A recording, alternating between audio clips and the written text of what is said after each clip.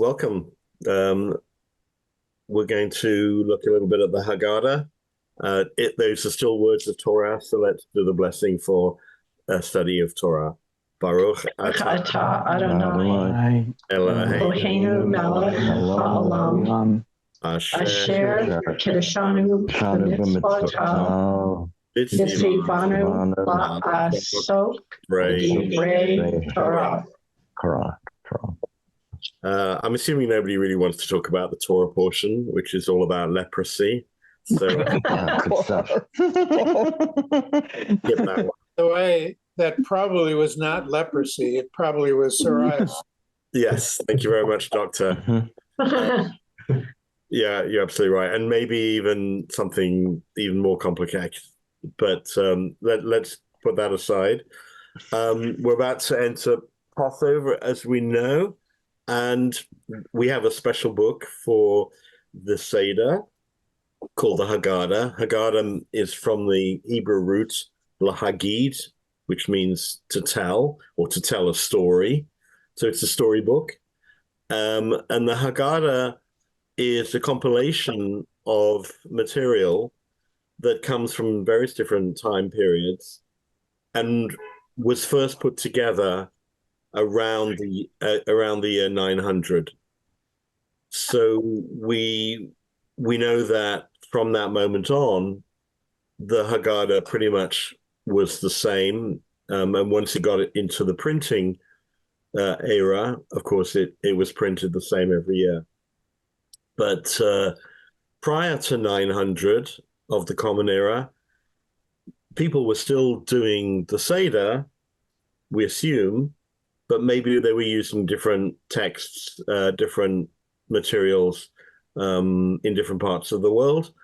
And therefore, someone said, oh, let's make it uniform and we'll put it all together in 900 and collected materials that come from much earlier, say the Mishnah, which is around the 2nd century, and they compile it into a prayer book or a Haggadah, as they call it. It does suggest, and people always ask me this, was the Last Supper a seder? And it suggests that it probably was not a seder because there was no Haggadah to speak of, and there was no set liturgy for the Seder at the time of Jesus's life. And therefore, the latest research suggests that people didn't really start celebrating a Seder like we have it, with a meal and readings, until around the year 900 or a little bit before. So just to put that in context. Where were the compilers living in 900? Babylon. So Okay. in Iraq. Mm-hmm. That's where the majority of the Jewish community were living at that time. Mm-hmm. Now, the earliest Haggadahs were handwritten. They were manuscripts, and they were produced at the back of prayer books. So as you can imagine, in those days, it was very rare to have a prayer book, but some rich people could have them commissioned, and a scribe would write you a prayer book. And in those days, the prayer book was, in Hebrew, what's called kolbo, which means everything in it. So you would have Shabbat prayers, you would have weekday prayers, you would have High Holy Day prayers, you would have the Haggadah, you would have prayers for a house of mourning or funeral service, you would have a wedding service. It would all be in one book. It's one called Kolbo. Everything was in it. It wasn't until a few hundred years later, and mostly in Europe, that someone had the bright idea we'll separate the Haggadah from the rest of the book, and we'll create a special illustrated book, and we'll call it the Illuminated Haggadah. And this was very common around Spain and Italy and France in the medieval period. So we're talking about 9, 10, 11, 12, 1300. And just to show you a little bit of what that looks like, you can see how beautiful these pages are, richly illuminated. They have gold leaf. The Hebrew is written by a scribe.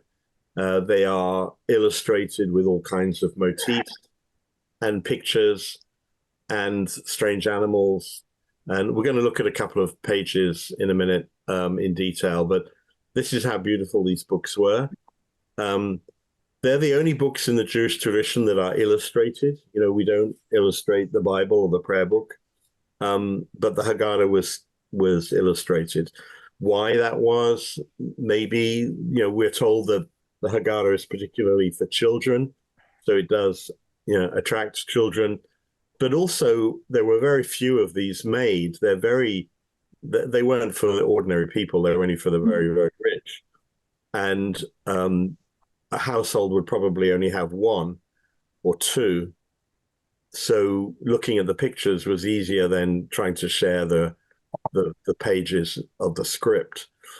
And we know that the writing of the Haggadah was done by Jewish artisans who knew the Hebrew. But we assume that the pictures were done by non-Jewish artisans because Jews were not allowed to be part of the medieval guild. So they weren't allowed to be artisans, artists. And so we assume that the scribe, the Jewish scribe, would start the writing, leave a blank on the page, and then the Christian artist would illustrate and illuminate the pages. So it's really a book of interfaith work.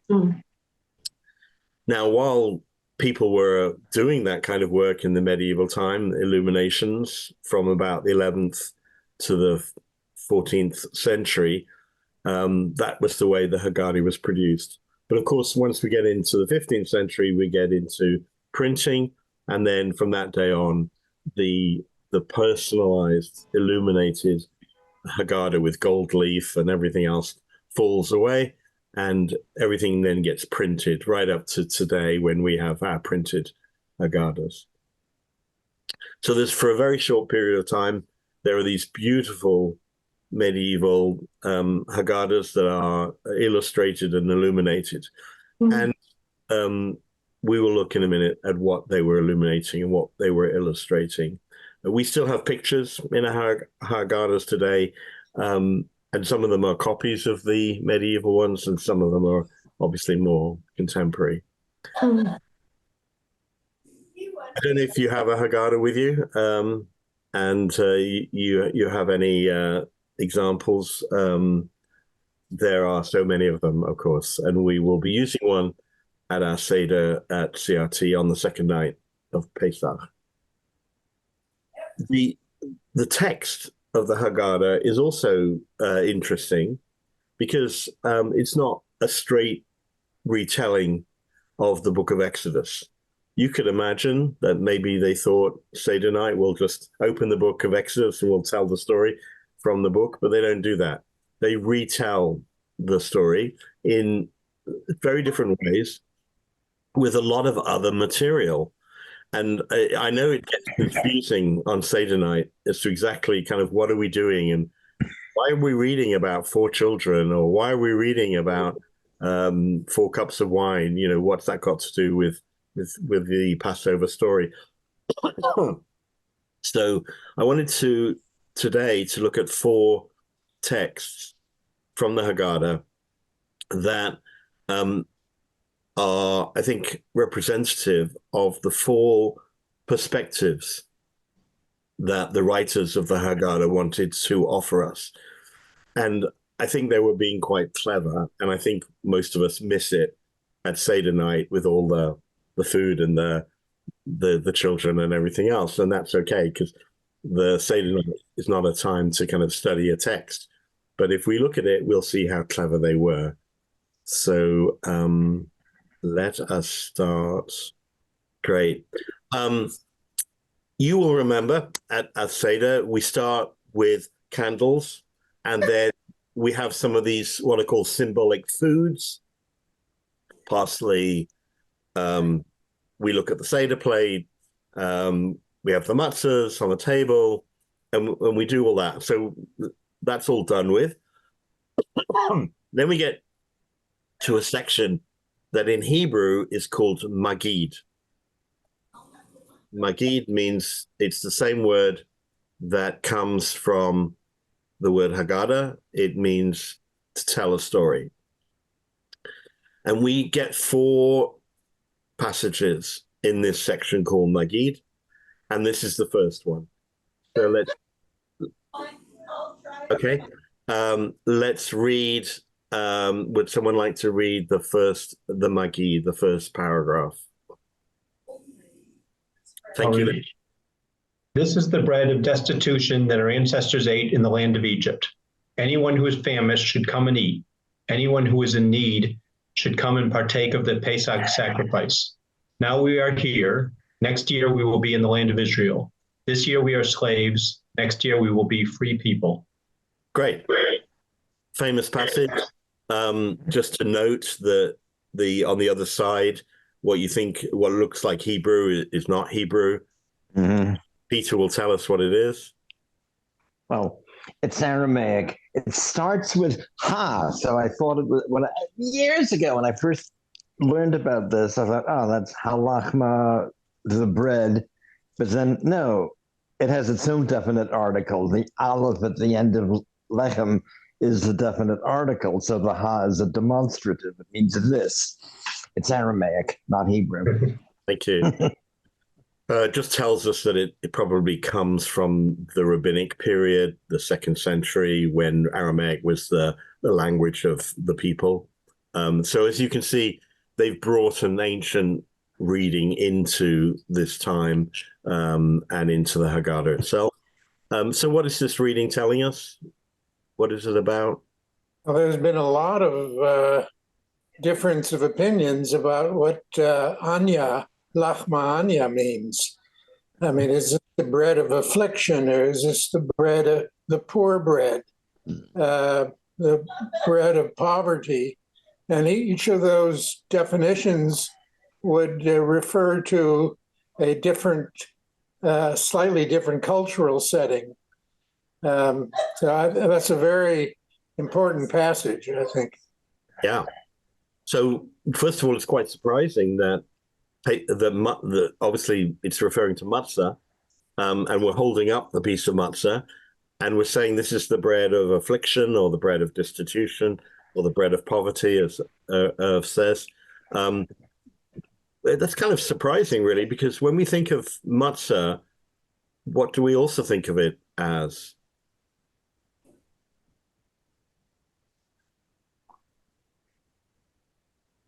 A treat, something special, something good. Yeah, yeah. And remember, Especially fried. Yeah. Yeah. Right. Celebration and parties. Yeah, some people love it. And remember, it was the bread they didn't have the time for the dough to rise, so it was the bread they were taking on their journey to freedom. So we also think of it as the bread of freedom. But here it's described as the bread of affliction. So this really takes us back into Egypt, takes us back into the terrible conditions that the slaves endured. What else does this little passage tell us as well in the 2nd sentence? Well, it's the invitation to share the bread. The whoever is in need or hungry, come and share that. It's another very, very meaningful statement, it seems. Great. So here we are. We're inviting people to come and participate, not in the slavery, but actually in the fact that the reason for their freedom, as written in the book, in the Exodus, is that they were going into the desert to worship their God and to worship with a sacrifice. And it would have been the Paschal sacrifice, the Pesach sacrifice. So that was what they were. That's what they were going out of Egypt in order to do, or that's what they told Pharaoh they were going to do. And they were inviting everyone to come and join them. It was an invitation to be part of that experience. And then finally, in the last little sentences, what's the invitation there? What's it mentioning? We'll be free next year. Right. So the idea is that things will get better, that we will, and we know we often say that, next year we'll be in the land of Israel, next year we'll be free. That's actually how we end the Seder as well, isn't it? L'shana haba b'Yerushalayim, next year, Jerusalem. So here's the beginning and that's the end. And this is, in a sense, the whole story encapsulated in one paragraph. This is the bread that we ate in the land of Israel, in the land of Egypt. This is the poverty and the slavery we endured. We want everyone to come and join us in freedom. No one is free until we are all free. And then thirdly, there are better times ahead. We can move forward. So in many ways, this is a complete encapsulation of the whole Pesach experience. And if you like, if we've done that paragraph, we've done the lot. And for the rabbis who were compiling the Haggadah, this was an indication of the kind of freedom they were looking for people to experience. This was both historical freedom and a freedom, a national freedom, and a personal freedom. It really encapsulates different types of freedoms that the Seder represents. And it's a beautiful way to start. What was the Pesach sacrifice? So in the book of Exodus, there are sacrifices that are attached to different times of the year. The Paschal sacrifice was timed at the time of this time of the year in the spring, and the people would bring a lamb to the temple in Jerusalem, and it would be slaughtered, and then the priest would take a part of it for their consumption, and the people would have the rest of it, and they would have to eat it in the temple courtyard before midnight. And that was the requirement, the rules regarding the Paschal sacrifice. It was part of the sacrificial cult. Leslie and then Rob. This is not a facetious question, but why did they assume that kind of operation would please God? Yeah, that's a great question. I'm not sure I can answer it because I didn't live in those days, but somehow they did feel that coming close to God meant burning things on the altar with incense so it smelled nice, and they felt that these were the products of their work, their labor, agricultural labor. It wasn't only animals; it was grain and other things as well. But it did involve the sacrifice of animals. Yes, Rob. During the sort of the peak of classical Reform Judaism, did they continue to say next year in Jerusalem, or was that taken out of the classical Reform Haggadah? That's a good question. Let me have a look. In fact, Gail, you have two. Yeah, I have. This is, I'm going to look here. This is the one. I think are we going to use this one? Yeah, we're going to use this one. Yeah, so let me look at what's at the end. I'm just looking to see what it says at the end. Yeah.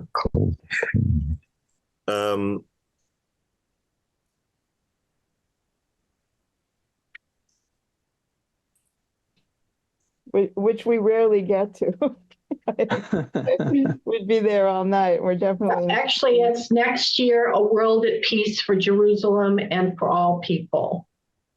Oh. There you go. So it was universalized. Right. Thank you. Good question. Yeah.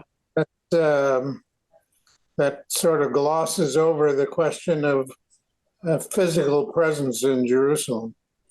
Yeah. And I Yeah. think that was the point, right? I mean, the point was to sort of gloss that over, to say, I mean, wasn't that a big part of what was happening when classical Reform Judaism was formed? Is we're here, this is our life, this is our culture. We're not hoping for some messianic age in Jerusalem. We're Americans. Although in our prayer book, before that English longer translation, it says Lashana Haba Yerushalayim in Hebrew. Right. So you put the controversial stuff you put in Hebrew, so people kind of just get a flavor. Exactly. It kind of gets snuck in there. That's a good point. Well, as a newcomer to the Reform liturgy, I have to ask the question: when you talk about the classical period of Reform, that wouldn't necessarily be the American version of Reform. Wouldn't it be German? The original. I mean, certainly Reform Judaism does not start in America, I think, does it? No, it stays on Germany. Yeah. And Western, at least in the more developed parts of Germany, there was the same attitude. We're now citizens of a modern, civilized country where we're all equal citizens. That same attitude of let's make the most of the country we have was there too, I think. Yeah. I mean, that's been the case for Jews ever since they left the land of Israel anyway.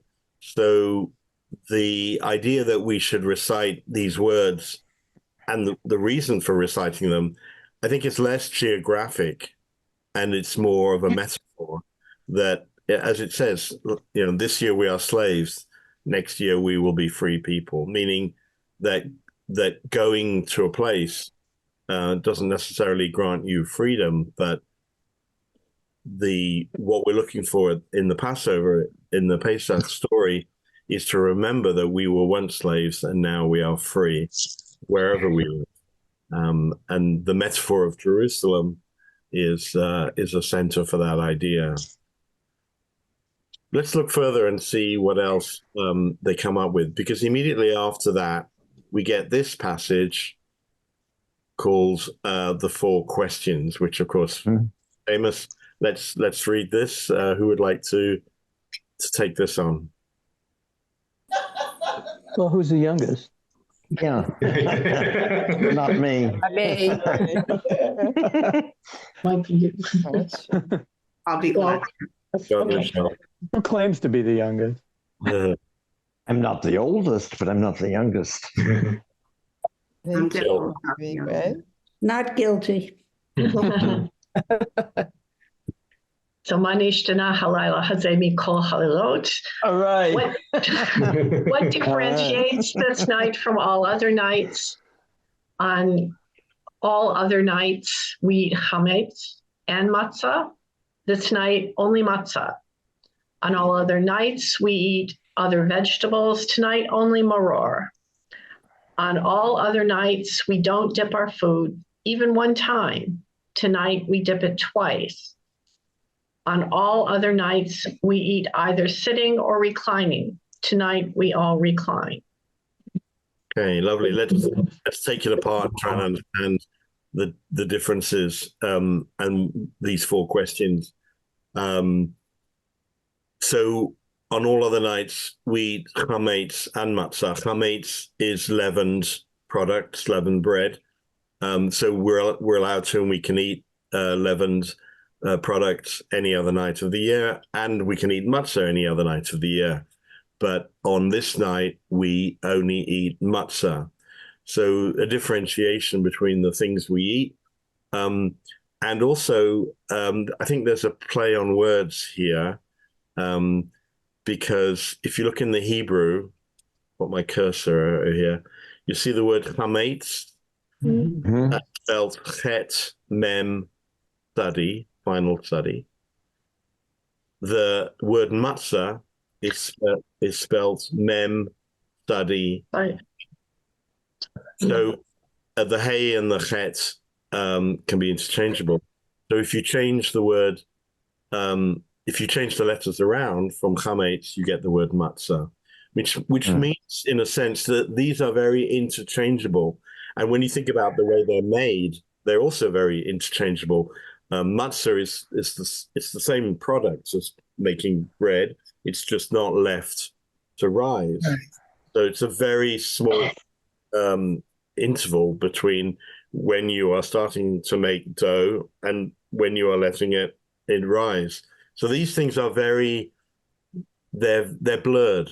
They're not clearly distinguished, which means to say that when we distinguish them, we are making a point. When we are making a point between that which is chametz and that which is matzah, we're making a point. We're differentiating this as a special something different. We'll come back to that in a minute, because we'll see that this idea of differentiating is common with all these four questions. The second one, other nights we eat vegetables, but tonight only maror. What is maror? Bitter herbs. Bitter herbs. Which is usually what? What do we use? Of course, horseradish. Right. Now, horseradish is a modern interpretation of maror. It wasn't always horseradish, and in countries where horseradish isn't grown, it's not horseradish. So in some countries, it's romaine lettuce, bitter lettuce.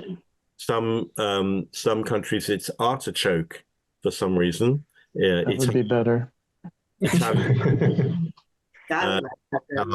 So it's a vegetable, basically. It's a sharp or bitter vegetable. Again, we know why. Reminds us of the bitterness of the slavery. And here we're making a differentiation, but again, between natural things that we might eat during the whole year, but this year we differentiate and we make this night, we make something special. We make the maror a symbol of the bitterness of the children of Israel experienced.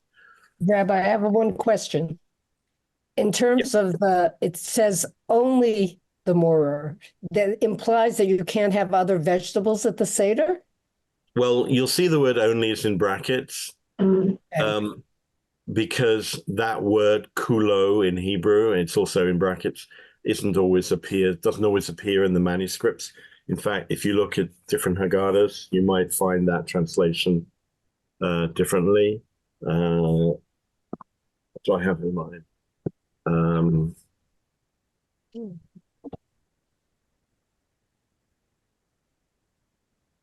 Yeah, so mine, the one that I translated says, on other nights we eat all kinds of herbs or vegetables. Why tonight bitter herbs? So I don't have the only. Okay. Then the third question, on other nights we don't dip our food, but tonight we dip it twice. Do you remember when we dip twice? Yeah, the parsley and the salt water. The plagues. Yeah. So the first one is the parsley and the salt water. The dipping of the finger for the plagues is not dipping of a vegetable. That doesn't count for this particular. No. What's the other dipping? It's the charoset and the charoset and the maror. Very good. So do you remember we make near the end of the first part of the Seder, we make what's called a Hillel sandwich. Yeah. And we put together charoset and maror between two pieces of matzah. That's considered the second dipping. So that's the second dipping. Again, the idea of doing something different this night, we're differentiating from other nights, other meals that we might have. And then all other night, the last one, on all other nights, we eat sitting or reclining. And on this night, we recline. What does that indicate? Freedom. That free people could recline when they ate. And do you know where that comes from? Who were the people who reclined when they ate? The Greek. Greeks and Romans. Yeah. They had the. You ever seen any of those Roman films where they're on those long lounge chairs Yes. and they're being fed grapes by their slave? Yeah. Of course, it's very ironic because if you're leaning, you have to have someone help you. You have to have a slave or a servant to bring you stuff. Right. Mm-hmm. But in Plato's Symposium, things like that weren't Exactly. same thing. Yeah, the symposium is the model for the seder. Mm-hmm. So here we have 4 differentiations, 4 distinctions. They're all trying to give us a sense that this night is different, but also the idea that the connection between freedom and what's not freedom is not that far apart. So this doesn't mention the historical story at all. It doesn't mention the slaves or Egypt or Pharaoh. So what kind of freedom does this passage really suggest we are dealing with? One thing that has always fascinated me is that as a scientist, I think we know that that chametz is a fermented product, and it's the fermentation that we are not allowed to take part in Pesach. And I always have thought that it's kind of interesting that We drink so much wine. that fermentation is also, in the sense of intellectual pursuits, sometimes applied to the challenges that are brought to this discussion. So, I wonder whether the whole notion of fermentation and ideas was ever part of that original separation of chametz and matzah.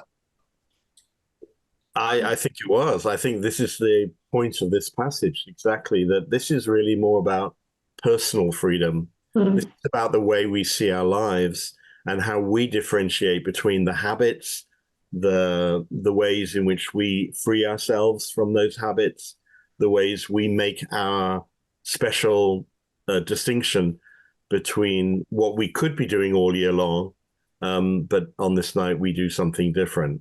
So whether it's not eating certain foods, like we restrict ourselves to non-leavened food, or we have habits that we give up on this time period. Now, if I say that, I think you might find that that's similar to another religion that at this time also gives up things in order to prepare for another thing. So that's not a coincidence, of course. The fact that Pesach is also about personal freedom, about moving away from habits and restrictions that we've imposed upon ourselves during the year. Here's a time for renewal, a time to rethink and renew ourselves and begin again to think about what our freedoms really represent, and what we can do to make our personal freedoms important and significant. And the Haggadah, I think, is trying to include that in our Pesach celebration. It's not just about the exodus from Egypt. It's also about how do we become personally free at this time. But it's also a time of spring and new beginnings and opportunities. So just as Lent ends, it becomes spring. So too, when we sit down to have seder, we have opportunities to change too. Yeah. Rabbi, historically, have the 4 questions always been the same?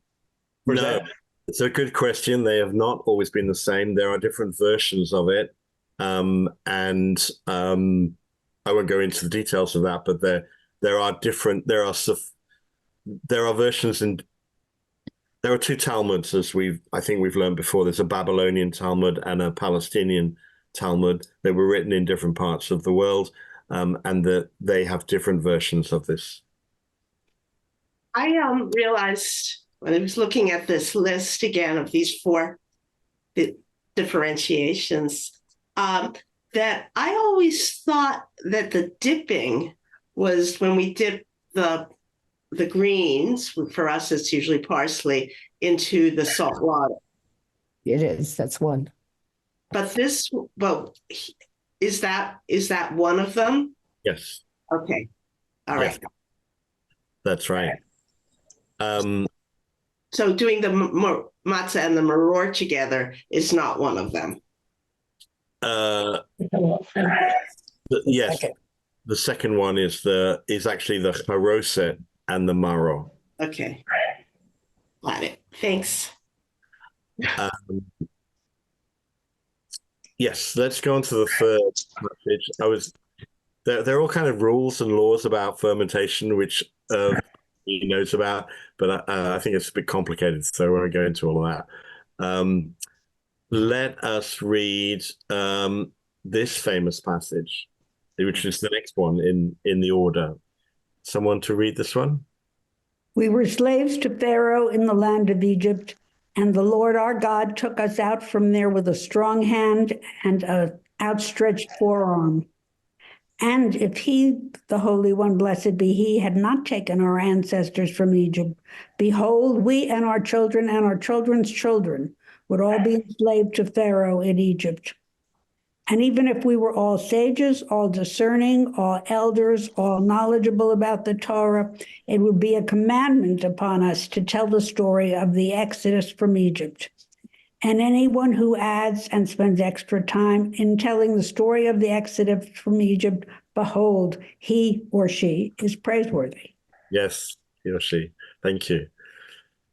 Famous passage starts with Avadim hayinu leFaro b'Mitzrayim. We were slaves to Pharaoh in Egypt. There's a song that goes with it.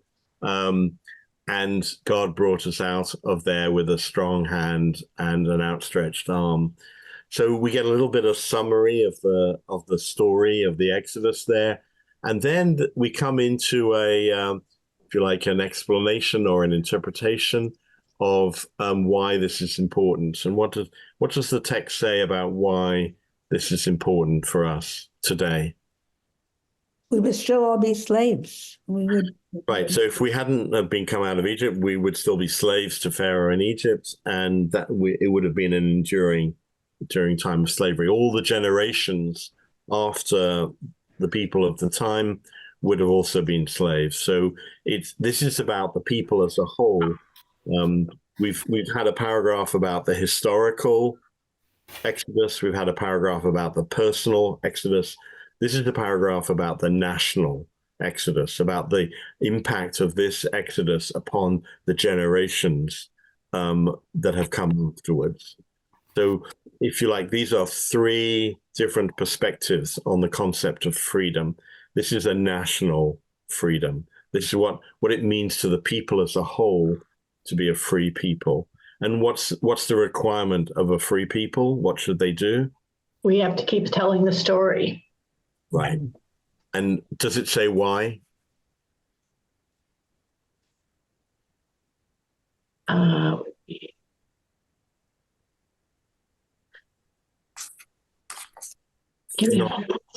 it doesn't really. You're praiseworthy. As you're praiseworthy, doesn't say God said so. They are talking about children, so it's kind of implied that it's to pass it along, but they don't say it explicitly. Right. Yeah. I think children and children's children refers to generations, but yes. It doesn't say exactly why. So why is it important for a people to tell their story of freedom? If you're a person of color, why is it important to remember civil rights? And we have a Martin Luther King Day. If you're a pilgrim, a Daughters of the American Revolution, why is it important to tell that story? What is it about people that need to tell their story?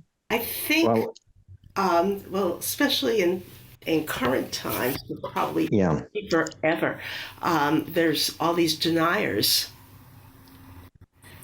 Yeah. You know, the Holocaust didn't happen, that Sandy Hook didn't happen, all these things. Yeah. So we have to keep on saying that it did and telling the story. Yeah. And who would believe? Yeah. And there's what we say, everyone says since HaShoah especially, never again.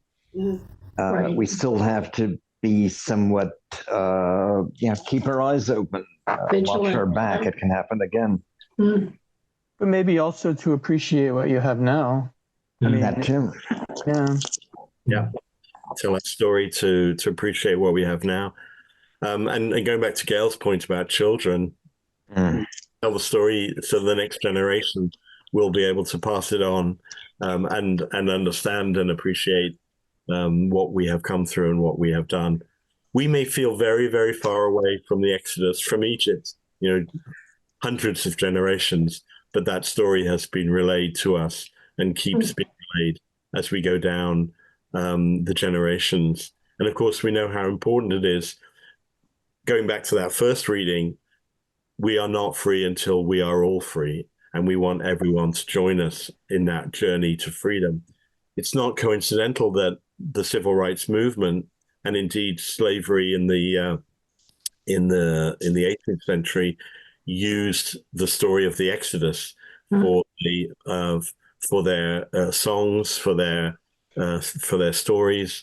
Some of the most famous music that we have, Go Down Moses, comes from that experience. So the story of the Exodus become the master story for people everywhere who are seeking freedom, who are trying to come out of their oppression into a time of freedom. And we have to hold that dearly and nurture it, make sure that we remain free, but also help others become free and keep telling the story. So this passage reminds us of the importance of that. And of course, at this moment in time, the importance of this narrative, the relevance for all is all the greater, because at the other end of this Exodus is the entry into the land of Israel, and the narrative is one way of establishing the claim of the Jewish people for that land. Whatever we want to say about next year in Jerusalem, I think the whole notion of the narrative as a claim to even a land, whether one accepts this in fullness or not, is certainly a timely discussion. And I suppose this year also we'll be thinking about those people, of our own people, who are not free in Gaza, who are captives and who are looking for release. Yes. So an important, another perspective on freedom.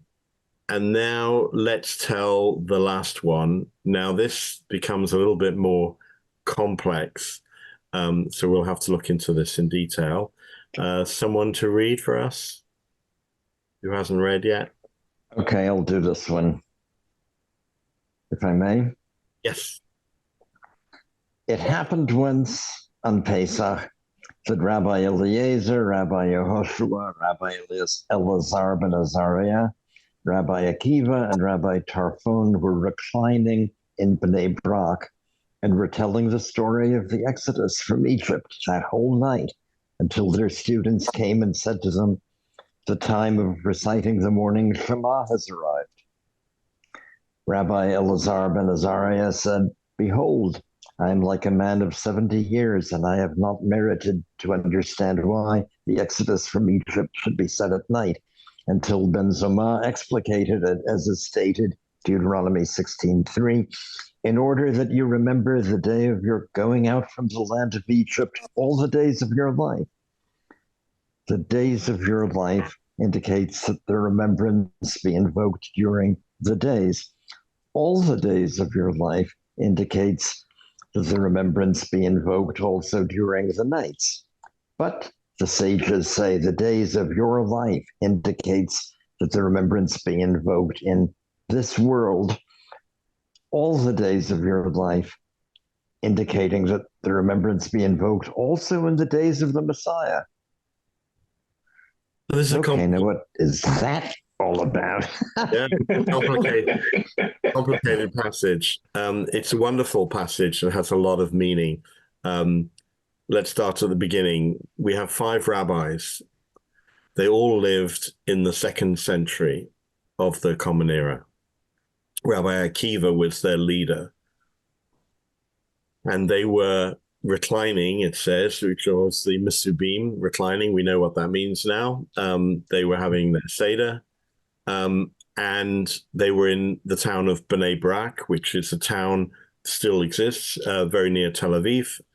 And we're telling the story of the Exodus the whole night. And like today, we recite the Haggadah, and we have our seder in the evening. We don't have it in the morning. And then, excuse me, the students came to them and said, it's time for the morning Shema. So, excuse me again. Wow. What is going on here? What is the story seeming to indicate?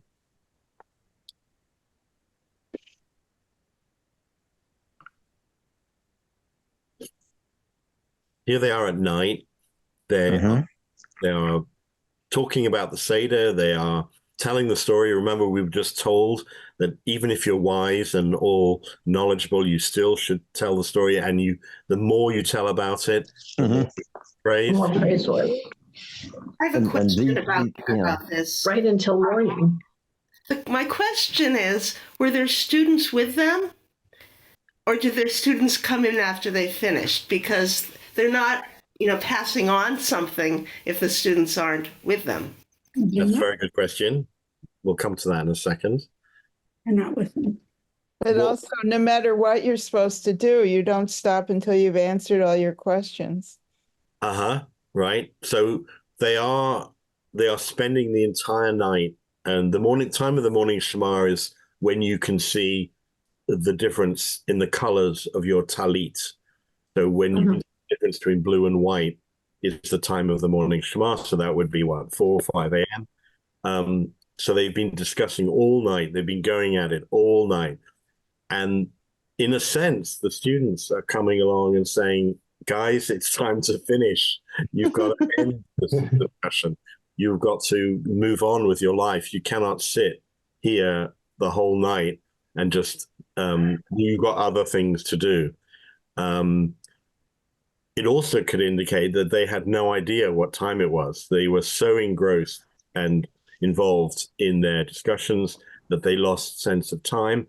And it was the students who had to remind them, whether they were there or not. The students had to remind them, teachers, we've come to the end of the lesson. The bell has rung. Can we please go now? So it could be that as well.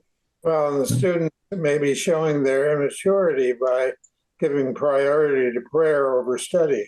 Yeah. That's good. Rob? Yeah, I've always had a big problem with these sections of the Haggadah, of which there are a number, because the commandment seems to say you're telling the story so the children remember it and tell it to their children. And when you start reading things like this, you've lost the kids totally. And when I've done this in my family, I've skipped these sections because I feel they run counter to the commandment. The kids are done at that point. Yeah. Same thing with this whole discussion of the wicked son and all that business. They don't know what that's about. It's interesting for us, but it doesn't mean anything to a 10-year-old. That's right. Right. Well, in my family, I have 2 sons and a daughter in the middle, and they always made her read the one about the wicked son. And Was it appropriate? So, no comment. so this passage seems way off, completely. What's it got to do with freedom? What's it got to do with Egypt? What's it got to do with, remembering the story? So we have to understand that this is a clever new way of thinking about freedom. It's the idea that even if you are not aware of the fact that that you are not free, that at some point in the future, the time of the Messiah, we'll come to that in a minute, that there is going to be a freedom in the far distance for all people. It's a hope that there is going to be, out of the darkness of the night, the evening, there will be a light of day, and that the rabbis are reminded by their students in this case that they will, in the end, have a dawning. There will be you can talk about freedom as long as you want, but in the end, you will, at the end of days, you will find some freedom. The fact that this is a little bit hidden in understanding is because these rabbis were living at a time of Roman persecution. This is part of what's called the Bar Kokhba rebellion. And these rabbis were all supporters of a rebellion against the Romans. And they were therefore hiding away, which is back to this idea of why weren't students with them. It was punishable by death to study the Torah in the time of the Romans. So only the rabbis were doing this. They were doing it in secret until the students could come along and basically say, it's time to end that, and the day has come. It's time to move on. You don't want to be arrested. So the idea that there could be a future redemption, a future liberation in a time of persecution is also part of the Jewish experience, meaning that we have had to celebrate Passover in the concentration camps. We've had to celebrate Passover in the Warsaw Ghetto. We've had to celebrate Passover in medieval Spain. And in all of those times, we still had to talk about freedom, even though freedom didn't seem to be round the corner. And even though we're not like us Americans, Europeans, we can't just assume that we are going to be free tomorrow. We have got to, in the Jewish experiences when things were dark, when there was a night, we had to hope for the day to come. And that's really what this second paragraph is about, because one of the rabbis says, I don't understand why we do this at night. And the rabbis explain, we do it at night because we know the dawn will come, that there will be a time when we will come to the what's here is called the end of days. Now, there are two interpretations of the end of days. Either that could mean when persecution comes to an end and things get better, or it means that we can't have that in our own lifetime. We can only have that in the time of the coming of the Messiah. This is a fourth freedom. So there are four freedoms, a bit like, who was the artist? Rockwell. Thank you. Rockwell, right. So these four passages we have read are exactly the same. They refer to four freedoms: historical freedom, personal freedom, national freedom, and messianic freedom. And if you can't have the first three, you have to wait for the fourth. So the whole Haggadah, the beginning of the Haggadah, which, yes, is completely incomprehensible to children, let alone us, people who are coming to it without studying it, begins the Haggadah, begins the seder with the idea of four freedoms, and that these four freedoms are so important. And of course, the very next passage is the four children, because they represent the four freedoms. Each of the children, and remember, this passage is really not about children. It's much more about the four ways in which we come to ask questions about the four freedoms. And someone who can ask a question is someone who is usually free. Do we have time to look at it? We do. So let's just read the question from each person. So the Hacham, and I'm deliberately not going to translate it as wide, child, but the Hacham, the one who seems to be with everything, that person asks, what are the testimonies, statutes, and judgments that God has commanded you? So this person is asking the question, what are the 4 freedoms? What is it all about? And the answer to the Hacham is that we do the seder. Every year we have a seder, and it ends with the afikoman, the last part of the seder. So to go through the experience of the seder is to be reminded about the 4 freedoms. What does the Rasha say? The one that's translated as evil or wicked, but actually Rasha, this represents the person who doesn't understand the 4 freedoms, doesn't want to be part of helping with freedom, the work of freedom, because they exclude themselves from the collective and they deny a principle of the Jewish faith. And the answer to them is, you don't understand what freedom is, and therefore you are not free, and you would not have been freed if you had been in Egypt. The third one says, what is all this about? And the answer to that person is, tell the story. Tell the story of how God brought us out of the land of Egypt, and maybe that person will begin to understand. And then the last one, who doesn't know anything, what do you say to them? Remind them of what happened to them, what's possible about their future, how they could be possibly free one day, but they need to learn more. So these 4 children represent 4 ways of understanding our 4 freedoms. And the importance of the beginning of the Seder is to kind of just get that all set so that we can then go into the actual telling of the story of the Exodus. And that's how the Haggadah is compiled, and reminds us how clever and how important, significant relations are if we understand them fully. Rabbi, I guess in thinking about various Haggadot and various seders, I don't think I ever remember reading the story about the 5 rabbis.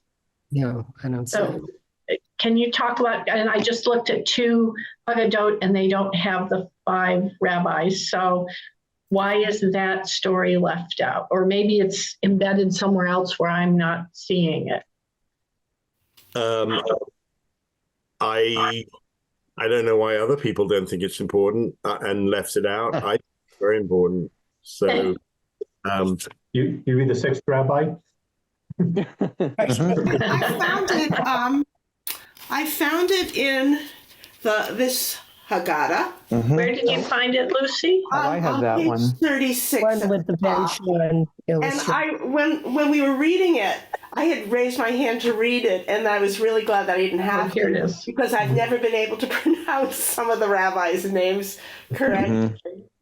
I mean, if it's not in the Maxwell House version, it didn't happen. That's the whole thing about the kids. Yeah, I think it's probably because it's too difficult. It's too difficult to understand while you're reading it. You'd have to study it. And I do notice that it's not in the book that we're going to use. Right. Yeah, it is. I realize it's in here, but we often skip over it. There is a passage about the story of the oppression, but not about the rabbis, right? I wanted to show you some pictures as well. So let me just see if I can show you that too, because actually I love the picture about the 5 rabbis. Is my favorite picture. which Haggadah are the pictures? So this is called the Golden Haggadah. No, sorry, this is the Barcelona Haggadah. It's a Haggadah from the 15th century, and it's been it's been made into a facsimile. Not yet. There it is. Yeah. Okay, I'm going to. This is going through a revolving picture, but I want to show you particularly one of them. Not that one. Oh yeah. So, do you see up here? It says in Hebrew, in Aramaic, "Ha lachma anya." This is the bread of affliction. Here you have the father. Sorry. Yeah, probably two men actually. The father and whoever else that is, and then you have four children. They look like girls, but I think these two are boys and these two are girls.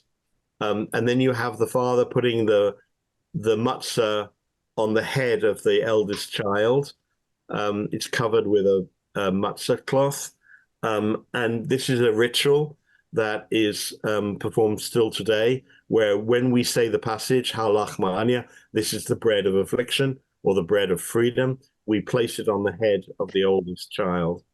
So this is a ritual that was being done in medieval times and that we still do today. On the table, with the bad perspective, everything was like table, you'll see 3 Haggadahs.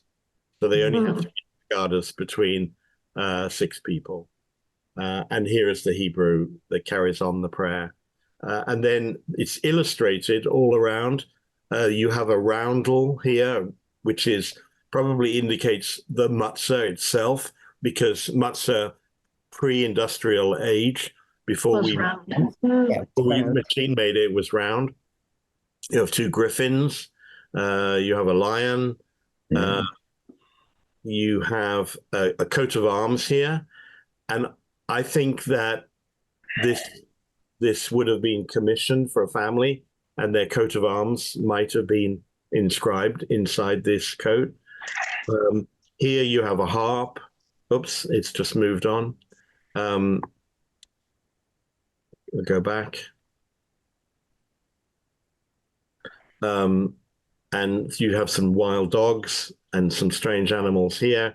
You have a peacock somewhere. Oh yeah, down here. So it's talk about entertaining the children. It's all on one page, and it's illustrating this one prayer. We have other of the ones we looked at. Here's the illustration for Avadim Hayinu LePharaoh b'Mitzrayim. We were slaves to Pharaoh in Egypt. Here we'll see the Egyptian taskmasters. They're on their horses. Here's a taskmaster with a whip, and you can see what medieval people thought Egyptians looked like and what they wore. There's a sword. Here are the Israelites bringing the bricks up the ladder to the tower. They have a pulley system, which is very clever of them, and they are making the grain towers for Pharaoh that we read about in the book of Exodus.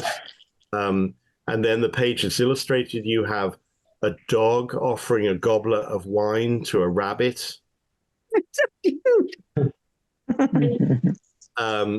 You have a cock crowing, I think, up here. Down here, you have a person treading in the mortar to make bricks. Yeah. Remember, they were told they were not allowed to have bricks. They had to make their own. And here is an Israelite making bricks with those wooden dividers that make bricks. Even today, we make them that way.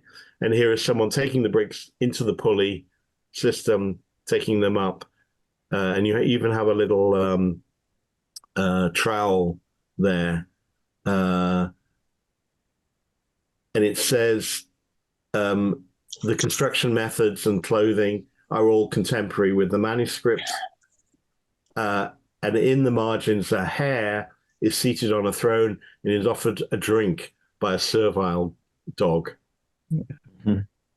So that's a beautiful illustration of that prayer. Do the animals represent certain people in society, or like there's a hare like the king and the dog is the slaves? Or we think the hare represents the Israelites because the hare is being hunted and being chased. through the Haggadah. So it's the hair is being served. So it's a reverse of what that's what we want. In freedom. Yeah. Freedom, yeah.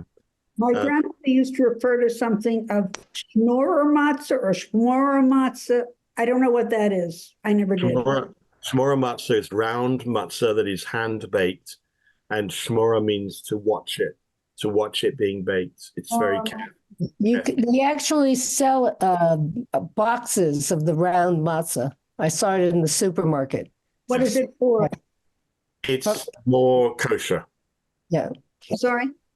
Some people believe that they should have the most kosher matzah on the first night of Pesach. They'll eat the rest of the stuff, Manischewitz or whatever, on the rest of the days. But on the first night, they should have this original round hand-baked matzah. It's very expensive. Yeah. It also is harder to eat. So if you're trying to go with affliction, it's not nice. This page is the Manishtana. Very little illustration because it's really 4 questions. And that's the same picture. This is, oh yes, here are the 5 rabbis. Here they are in their house, and there are the servants telling them for the morning. Interesting. What does it say? So the 5 rabbis, the illustration depicts the 5 rabbis of Bnei Brak, each peering out of a round-topped window, while 2 students appear outside, the first pulling the gilded handle of the wooden door and unlocking the golden lock. So they live well.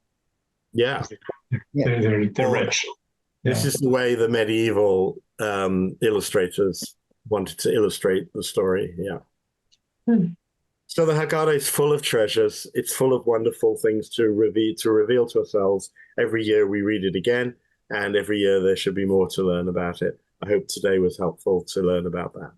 It was. Yes. Thank you. The illustrated Haggadah, is that at the Bodleian? Where were you? Or is it? Yes, so I was invited to create this Haggadah. Oops, wrong way around. This Haggadah, the illuminated Haggadah, from a British publisher who wanted to use the medieval manuscripts from the British Library and the Bodleian Library, where we went when we were in Oxford, and that's how I got to know about the treasures that are in those libraries. And it was a wonderful experience to go and study them and handle them. I think I've told the story before where when I opened the Barcelona Haggadah and I had my magnifying glass, I could see the crumbs of matzah in the Oh, wonderful. There's a new Haggadah being published. I was part of a group it was a group participation through the Bet Midrash group at the Hebrew College. And I'm going to pick it up, I think, next week. But they have, I illustrated one of the children for the thing. Great. Nice. A good child or an evil child? I think mine was the, no, it wasn't the evil one. I forget. I think it was Clueless. Clueless one, yes. Carol, what's it called? What is it called? I don't know the name of it. I'll get it. I'll see if I can get the reference and I'll send it out. It was just a project that people worked on it, and I was away for most of it, so I just sent my stuff in. I just got the notice. Bring one to the seder, and we'll show it. I don't know if I'll have it by then, but if I don't, I'll get the reference. Thanks. But I think some of the latest versions of the Haggadah take a different position about the Rasha, the so-called wicked child, and put that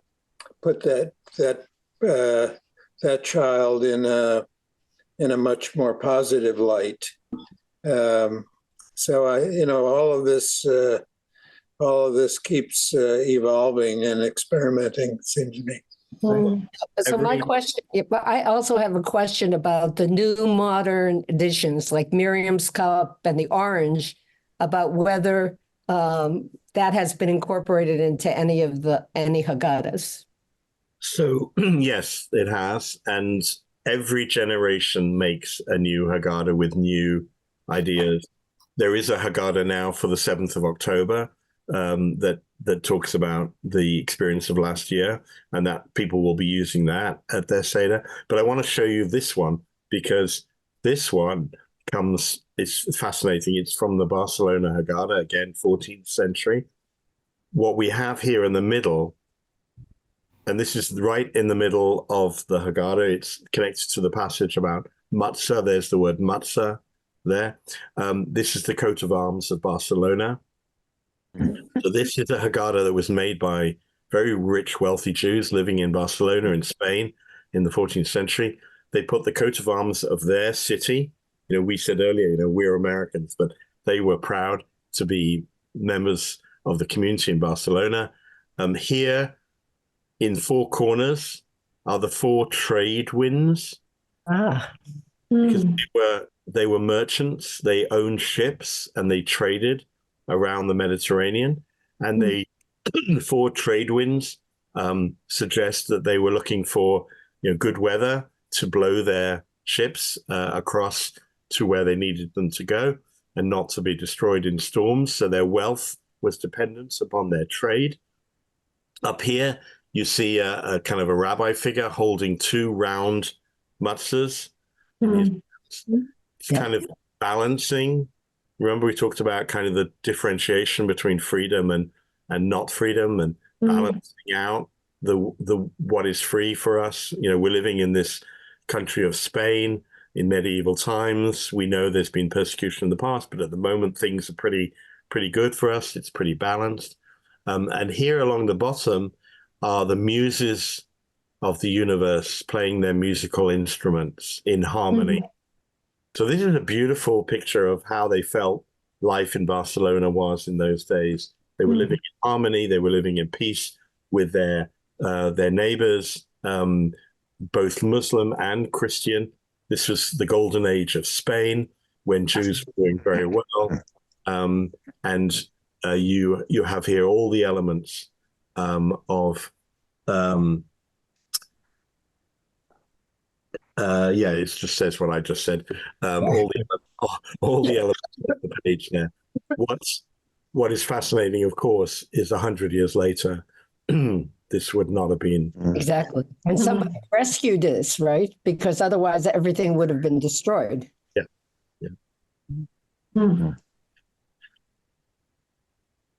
So that's the story of the Haggadah and how it's changed over time, but the 4 freedoms remain essential to our telling of the story.